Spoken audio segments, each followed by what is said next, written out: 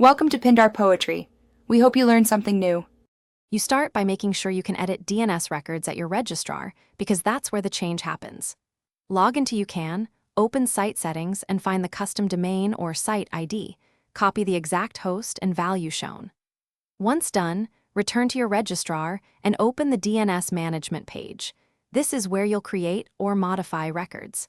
Make sure to set a reasonable TTL like 3600 and keep both tabs open so values aren't mistyped.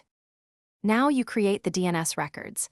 Add in a record for the root @ if you can provide an IP, or create a CNAME for the www subdomain pointing to the Youcan host. If a conflicting alias, or CNAME exists for the same host, remove it first because DNS allows only one type per name. Save the changes and wait. Propagation often begins within minutes, but allow up to 24 hours.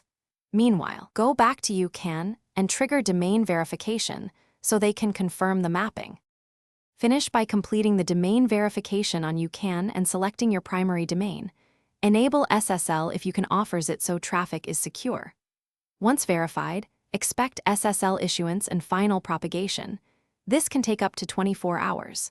If the site fails to resolve, recheck the host and value you entered character for character, confirm no conflicting records exist, clear any local DNS cache, or use a different network, and then rerun verification. If problems persist, contact your Thanks for watching. Consider subscribing if we helped you.